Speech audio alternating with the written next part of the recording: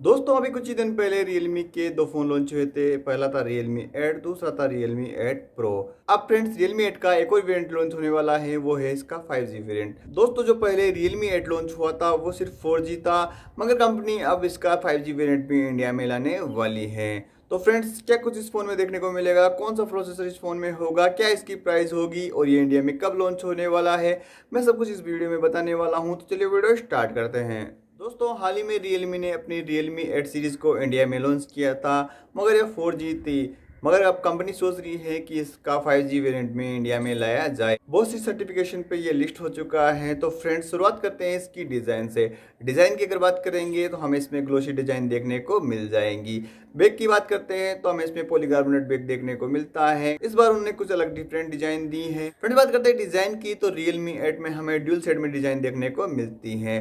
और बात करते हैं इसके वेट की, तो 185 ग्राम इसका वेट है। और बात करते हैं थिकनेस की, तो 8.5 mm की थिकनेस पे फोन देखने को मिल जाता है। पहले का जो Realme 8 था वो हमें 8 mm की थिकनेस पे देखने को मिलता था और 180 ग्राम इसका वेट था। मगर जो इसका 5G वेरिएंट है वो हल्का सा मोटा है और थोड़ा सा हेवी है। कंपनी ने ऐसा क्यों किया पता नहीं है। दोस्तों इसके अलावा हमें इसमें कवर्ड एजेस देखने को मिल जाते हैं, जो फोन को होल्ड करने में आसानी रहती है। फ्रेंड्स इसके अलावा हमें इसमें डे टू लिव बड़े बड़े अक्षरों में देखने को मिलता है, जो कतई भी अच्छा देखने को नहीं लगता है। Realme को थोड़ा ध्यान देना चाहिए कि जो डे टू लिव है उनको थोड़ा छोटा सा रखे, जो दिखने में थोड़ा अच्छा लगे।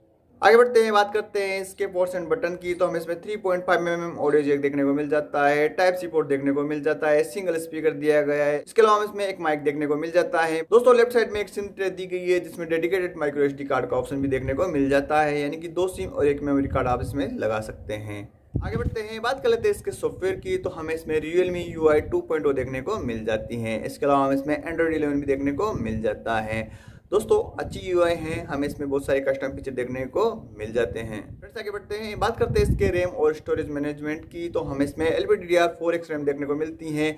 इसके अलावा इसमें UFS 2.1 का स्टोरेज भी देखने को मिल जाता है। अगर बात करते हैं मल्टीटास्किंग की, तो वो बढ़िया रहने वाली है, आपको इसमें कोई भी लेग और शटर देखने को नहीं मिलने वाला है। फ्रेंड्स बात करते हैं सेंसर्स की, तो हमें जितने भी सारे इंपॉर्टेंट सेंसर हैं वो इस फोन में दिए गए हैं। इसके अलावा इसमें वाइड 1L1 का सपोर्ट भी देखने को मिल जाता है, कैमरा 2 का सपोर्ट भी देखने को मिल जाता है। फ्रेंड्स आगे बढ़ते हैं, बात करते हैं इसके कनेक्टिविटी फीचर की, तो हमें इसमें ब्लूटूथ वर्जन 5.1 देखने को मिल जाता है।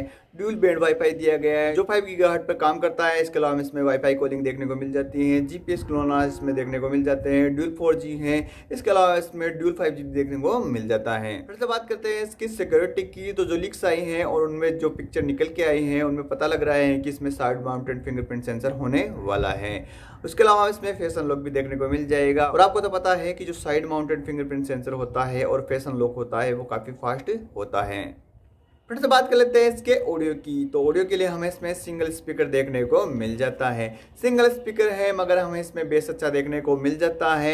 और इसके अलावा इसमें 3.5 mm जैक दिया गया है, तो हम इसमें ईयरफोन लगा के बढ़िया से साउंड का मजा ले सकते हैं। दोस्तों बात कर लेते हैं इसकी डिस्प्ले की। डिस्प्ले की अगर बात करते हैं तो हमें इसमें 6.4 इंच की Full HD+ की IPS LCD डिस्प्ले देखने को मिल जाती है।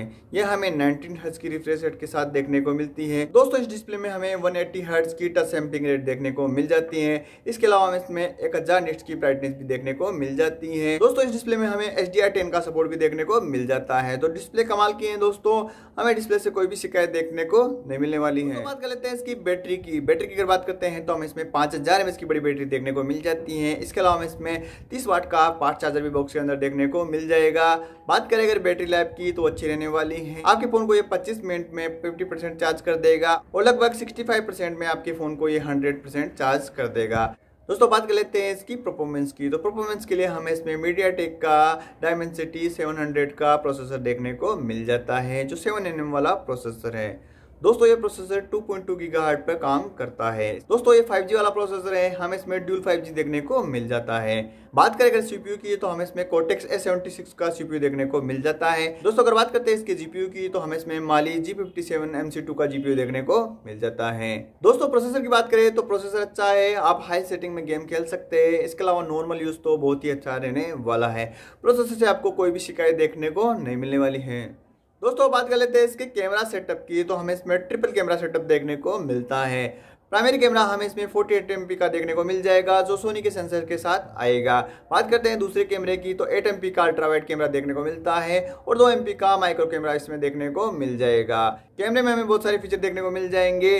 बात करें अगर वीडियो रिकॉर्ड की तो हम इसमें 4K तक वीडियो रिकॉर्ड कर सकते हैं। वीडियो में हमें EIS का ऑप्शन देखने को मिल जाएगा। दोस्तों इसके अलावा कैमरे में हमें पोर्ट्रेट एंड ब्यूटी देखने को मिल जाएगी, नाइट मोड देखने को मिल जाएगा, स्लो मोशन वगैरह देखने को मिल जाएंगे। अब बात करते हैं सेल्फी कैमरा की तो हमें इसमें 8 मेगापिक्सल का सेल्फी कैमरा देखने को मिलता है।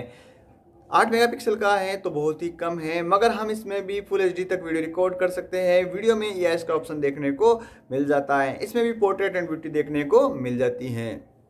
दोस्तों बात करते हैं इसकी प्राइस की। अगर प्राइस की बात करते हैं तो इंडिया में इसका बेस वेरिएंट 4GB 128GB 16,000 रुपये में हमें देखने को मिल जाएगा। इसके अलावा कुछ अपर वर्जन भी इसमें देखने को मिल जाएंगी जिनकी डिफरेंट प्राइस होगी। अब बात करते हैं मेरी ओपिनियन की तो फ्रेंड्स फ़ोन अच्छा है, मगर हमें इसमें बहुत सी कमियां देखने को मिल जाती हैं, जैसे कि हमें इसमें सुपर एमोलेड डिस्प्ले देखने को नहीं मिलती है। Realme 8 में हमें सुपर एमोलेड डिस्प्ले देखने को मिलती थी। इसके अलावा हमें इसमें 64 मेगापिक्सल का कैमरा देखने को नहीं मिलता है। Realme 8 में हमें 64 मेगापिक्सल का कैमरा दिया गया था। इसके अलावा 8 मेगापिक्सल का सेल्फी देखने को मिलता है, जबकि Realme 8 में हमें 16 मेगापिक्सल का सेल्फी कैमरा देखने को मिलता था। और इसके अलावा हमें इसमें साइड माउंटेड फिंगरप्रिंट दिया गया है, जबकि Realme 8 में हमें अंडर डिस्प्ले फिंगरप्रिंट सेंसर दिया था। तो फ्रेंड्स ये कुछ कमियां थी। सिर्फ हम प्रोसेसर के हिसाब से ही फ़ोन नहीं खरीद सकते हैं, क्योंकि 5G के हिसाब से फ़ोन खरीदते हैं तो हमें बहुत सारे ऑप्शन देखने को नहीं मिलते हैं। तो फ्रेंड्स इतना ही था दोस्तों इस वीडियो में। वीडियो पसंद आए तो लाइक कर देना, शेयर कर देना, सब्सक्राइब कर देना। Thank you.